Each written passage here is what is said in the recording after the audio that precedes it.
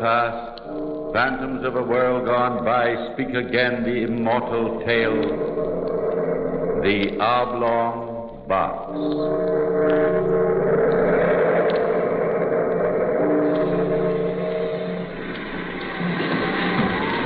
There, Captain. There she is. Hand me your glass. Aye. 5 aboard. Very well, turn about. We'll drop line and take them on. Aye, sir. Stand by the mainsail. Longboat sighted northeast. Lifelines are up. You make out what ship she's from? Too far, Captain. She's American, though. Aye. Now, we'll soon be on 'em. Mate, if the captain's with them, send him up to my cabin. Aye, aye, sir. Take in the mainsail. Easy now, don't run him under. He's to.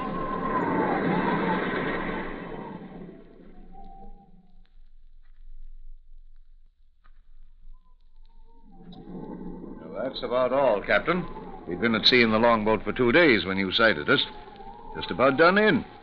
My friend here, Mr. Allen, was the only passenger to survive. You say you're from the packet ship Independence, eh? Aye. What cargo were you carrying? Cotton, a little hemp, and some timber. I see. And that was all? Aye. Did you happen to pass some drift, Captain? We did. Nothing you just spoke of. Would you care for a little more grog, gentlemen? Oh, thank you. And you, sir? Yes. Yes, please. No, we passed nothing adrift that you mentioned. But, we did hoist aboard something rather strange, you might say. It may not have come from your ship, though. Could only make out the port of embarkation and the date. Charleston, South Carolina, August the 2nd, 1881. That was our port. That was our date of sailing. Captain, what was it you took aboard? 2 bodies. Passengers, I suppose, a man and a woman. Rather unusual, though. The woman was in a coffin, an oblong box. You seem startled, Mr. Allen. I am. And the man? That's the strange part. He was lashed to the coffin by an inch-thick rope. Oh. From your reaction, Mr. Allen, I presume you know something about the box? Yes, I'm afraid so. Then, Mr. Allen, suppose you relate the entire story. Very well. To tell you the truth, Captain, I'd intended telling no one. You see, as Captain Hardy told you, the dead man had been a friend of mine. I'd hoped the sea would keep its dead.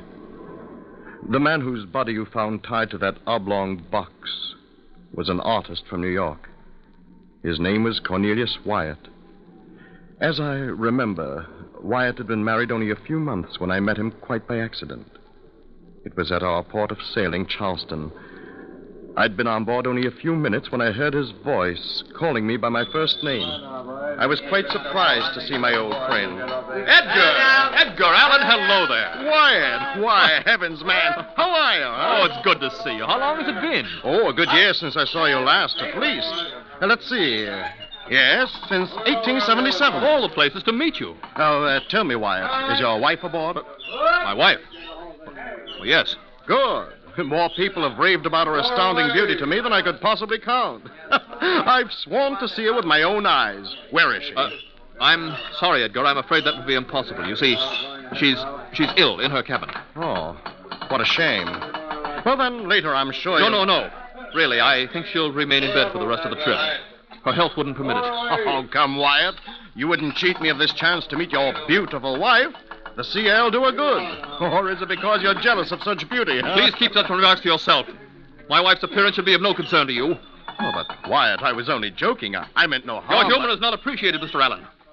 Well, forgive me. I assure you I meant no harm. I beg pardon, sir. You, Mr. Wyatt? Yes? That there box of yours, you're having it shipped in the hold? Confound it, man. How many times must I give these instructions? My cabin, you understand? It must be put in my cabin. Must I tell the captain himself? Sorry, sir, but there's hardly any room for such a large box in your... I don't care how little room there is. That box will go into my cabin if I have to move it there myself. Very well, sir. Sorry, sir. Confounded fools. Must I beg them to carry out my instructions? Is that the box? Excuse me, Mr. Allen. The clumsy fools may drop it. I'd better watch them. I'll see you later.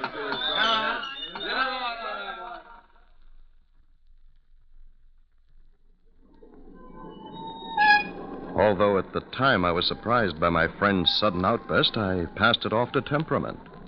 After all, he was an artist. At the moment, I was more concerned over the oblong box than over my friend. It bothered me quite a bit. I couldn't find a reason for his being so overwrought over the placement of a cumbersome large wooden box. And furthermore, I couldn't find a reason for his use of one that shape. It was about 6 feet long and 2.5 feet wide. To me, its contents were a mystery. At first, I excused it as containing a number of his precious paintings. About 3 days out of Charleston, I met Wyatt again. He was walking about the deck. As I approached him, he cordially offered me his hand. Hello there. Hello, Wyatt. Edgar, I believe I owe you an apology. Apology? Yes, you must forgive the way I acted the day before we sailed. I'm not as well as I should be. Oh, think nothing of it. Here, let's sit here. That's it. I'm under a severe strain, Edgar. Perhaps I should tell you. You are my friend. I should tell someone. Why, of course. What others have told you about my wife is true. She is beautiful. Very beautiful. I'm afraid too beautiful. Yes? I was one of many, many suitors. I was the fortunate one. Why, I don't know. She doesn't love me, Edgar. Are you sure she doesn't love you? Yes, I'm sure, very sure. Since I've been married, she's done her utmost to make me jealous. She knows how I worship her beauty. She knows her power. Men have always loved her for it. They still do. I know, Edgar. I'm suffering because of it. There are men today who would give anything for my wife's hand. Anything. She knows it. She taunts me with it continuously. The way she looks at me, laughs at me. You're in love with her? Desperately. You'd never give her up? Never. And she knows this? Of course. That's why she taunts me. Well, perhaps if I could see her... No. She's still ill. Oh, I'm sorry. This trip. You know why I'm going to Canada? Do you know why? Paintings? I'm taking her away. Away from all those men. She'll learn to love me. I'll make her. I'll keep her beauty for myself. Well, perhaps this is an extreme. Extreme? No, it's the only thing to do. You don't know the torture I've suffered. Well, let's talk no more about it. I feel better now. As you wish. You will keep my confidence? Oh, without question. Now, how's your painting coming, Wyatt? I haven't touched a brush in months. But the canvases you brought aboard, weren't they yours? Canvases? I suppose they were in the large box you have in your cabin. Why do you suppose that? Well, because of its unusual size. That box doesn't concern you. It's none of your business. I didn't say that I... Don't ever mention that box again. I forbid you. You hear? Don't ever mention that box again.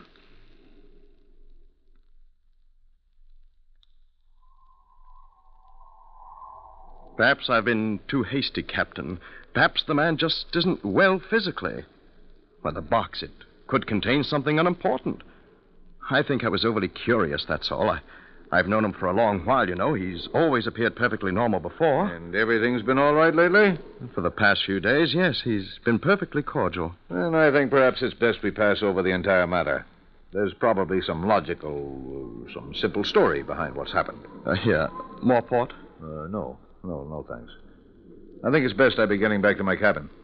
Looks as though there's an unhealthy storm brewing along the coast. I'd best get back. Oh, I noticed it getting a little rough. Will it hit us? I can't tell yet. Well, good night, Mr. Allen. Perhaps you'll join me at dinner tomorrow night, eh? Thank you, Captain. I'd be... Listen. What? Shh. I thought I heard... Listen. Again. Nothing. I hear nothing. The wind, that's all. The events have made you a little nervous, I suppose. No, wait. I'm sure I heard something strange. Groaning or something from out there. Open the door. It's probably the ship's cat. Captain, here, quickly! The passageway's black. The steward probably took the lantern to... Listen. Again. Hear it? Oh, yes. Yes, I do. It came from the darkness down there to the end of the passageway. Somebody's in trouble. Who has the stateroom at the end of the passageway? I think Wyatt. The first two are empty. Well, come along. Pull your cabin door closed. I'll get a lamp. The darkness... No, I know my way. We may need the darkness. Very well. Stay close. The first two, you say, are empty? Yes. And this one you believe is Wyatt's? It should be. I'll stand here a moment. I'll listen again. A knocking. Tapping. I'll try this latch. I'll open it as quietly as possible. There's no light under the door. Stand back. Easy now. What? Blast it. It's locked from the inside. Well, someone is definitely in there. I'm going to knock. Now listen closely. Someone is in there. You heard it? Hello in there. Is that you, Wyatt? This is Alan. Anything wrong? Hello there. No answer. I don't like this. Open the door, Wyatt. It's the ship's captain. I'll be forced to break in. Here, help me. Help me as I count 3. Go on. 1, 2. Ready now. 3. Where are you, Wyatt? Wait. There's a lantern by the port. I'll strike a light. Stand here and... Empty. The room is empty.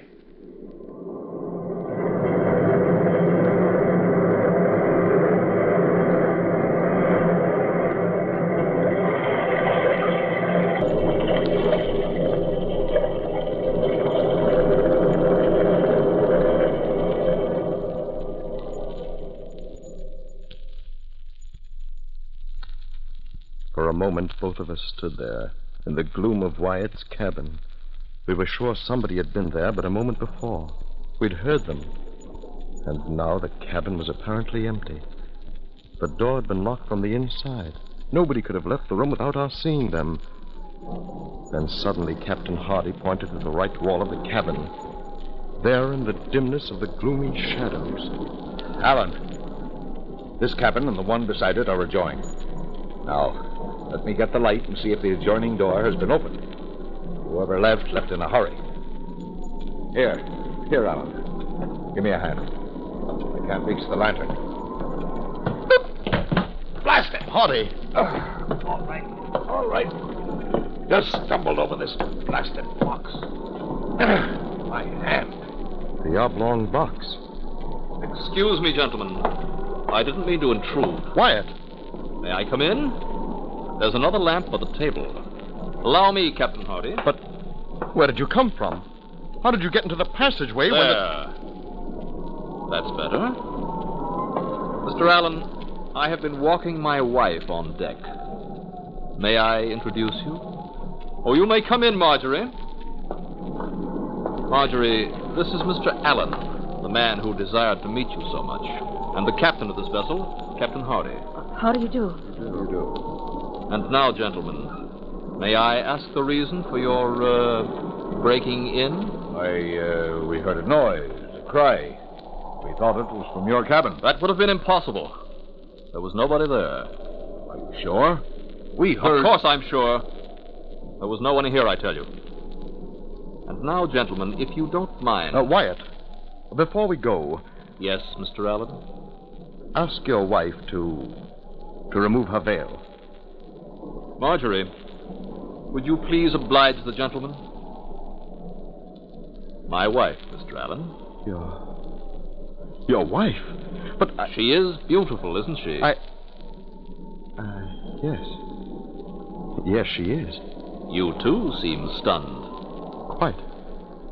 Yes, quite. Captain Hardy, come. Thank you, Wyatt. One moment, Captain Hardy. Yes? Would it be too much to ask for a new cabin door? This one seems to have suffered slightly. I'll see to it. Good night, gentlemen. Hurry. To my cabin. His wife. Did you see his wife? Yes. She was hideous. His rave about her beauty. Why, he's mad, Captain. Hopelessly mad. She was horribly ugly. Yet she was familiar. I've seen her before. I know it. Where? Did you notice the door leading to the adjoining cabin? No. It was open slightly. Someone could have left Wyatt's cabin and reached the passageway through the empty one next to it.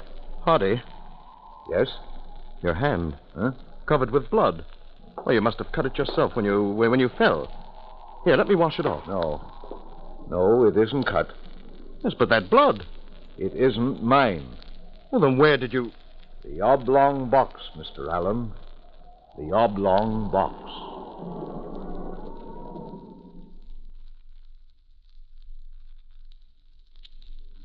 What was behind this terrible mystery, neither of us knew. We would inform the police as soon as we put to port. From then on, I saw nothing of Wyatt. 2 days passed since the incident in his cabin. And on the second day, Captain Hardy warned all the passengers of what was in store for us. We were forbidden on deck, confined to our cabins. We were being blown out to sea by a furious hurricane wind. On the fateful night, I was lying fully clothed on my bed. The sea was sickening. The ship was yawing terribly with each plunge. I was expecting the worst at any moment. Then suddenly, above the roar of the terrible gale, I heard a strange sound coming from the passageway before my cabin. I was a little bewildered at first. For a few moments, I sat there on my bed, wondering. And then... Edgar! Edgar! Mrs. Wyatt! Do you hear me? What is it? I need your help, Edgar!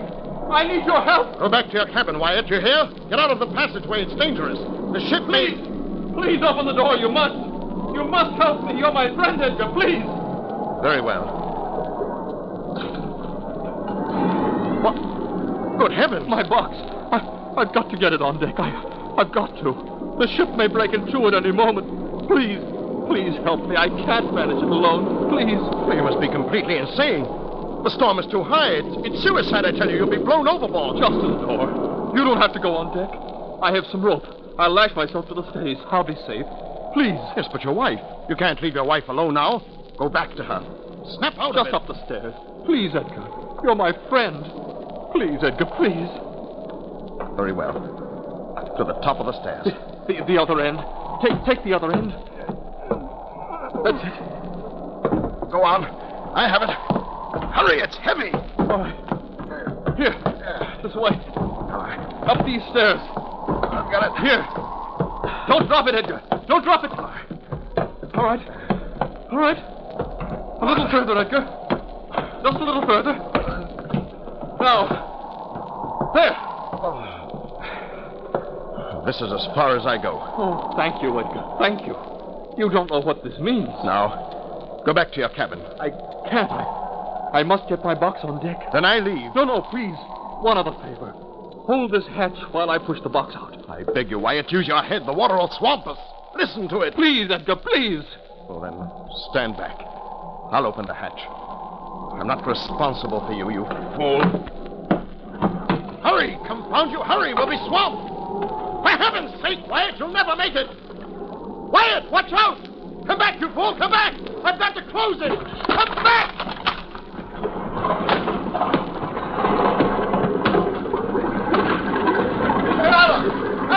Close that hatch! Get back! Captain, here, help me. Help me. Close it quickly. In the heaven's name, hurry. Now, push. What in thunderation were you doing? Wyatt, he's out there. He took the box. Good heavens, he's done for. No, it's too late to help him now. I'm afraid we're going to have to abandon ship. She's breaking. The starboard lifeboard, they make for it. Yes, but Mrs. Wyatt, she's below. She'll be killed. I'll get her first. The starboard boat, Edgar. The starboard boat. Mrs. Wyatt! To the boats! Mrs. Wyatt, we're sinking! Come on! Where is he? Hurry this way. Run! No, wait, please, listen. In the name of heaven, woman, come on, quick! No time to lose! Good Lord. Mrs. Wyatt! Mrs. Wyatt!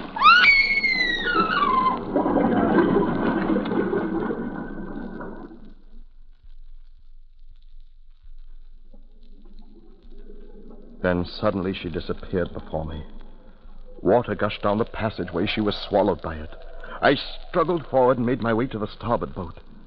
I jumped for the swinging davit and lowered myself as speedily as possible into the longboat. Captain Hardy joined me with 3 others of his crew.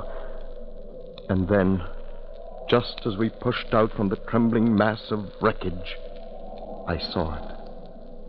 Hardy did too.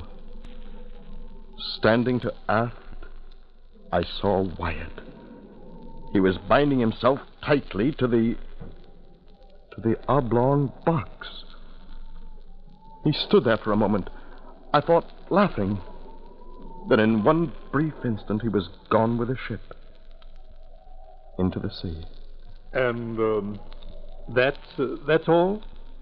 Yes. I see. Would you gentlemen be so kind as to follow me? This should prove rather interesting. This way, gentlemen.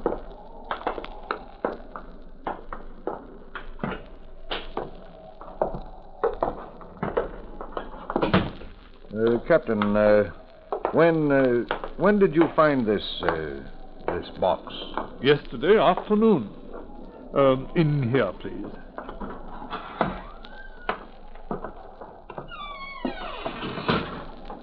Mr. Allen, hand me that lantern. And watch the stairs, please. They're rather sharp here. Lead on. Ordinarily, we would not have bothered with a floating body. It's generally some poor wretch from a wrecked vessel. However, due to the box and the peculiar circumstances, I thought it best to hoist it on board.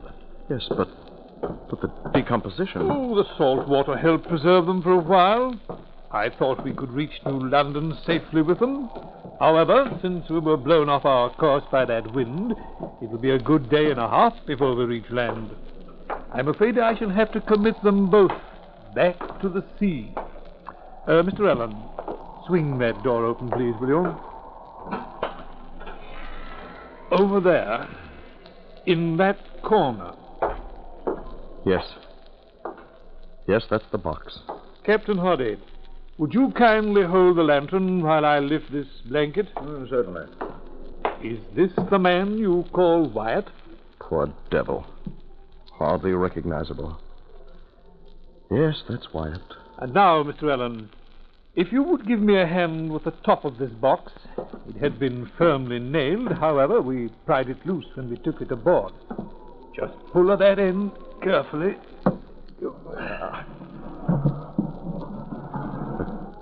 Good heavens.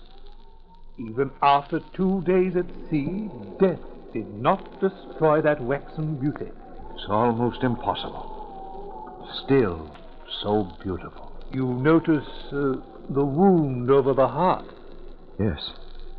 Mr. Allen, that was the beauty Mr. Wyatt talked of. Why, of course. This must have been his wife. But wait, the other Mrs. Wyatt. Oh, yes, of course. I knew I'd seen her somewhere before. The maid. Their personal maid. Yes, now I remember. She tried to tell me something before she drowned. Wyatt murdered his real wife. If only we had done something sooner. Murdered his wife? How could he? Why? Insanely jealous. Terribly jealous.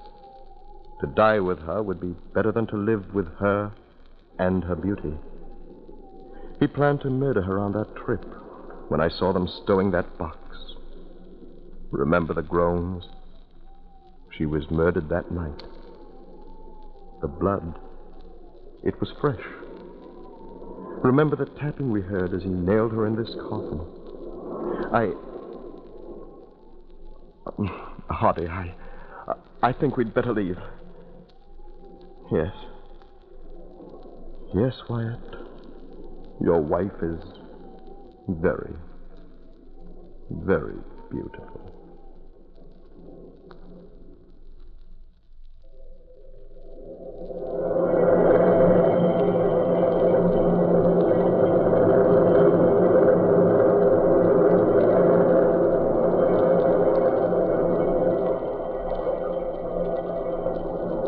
From the time-worn pages of the past, we have brought you the story, The Oblong Box. Bellkeeper, toll the bell.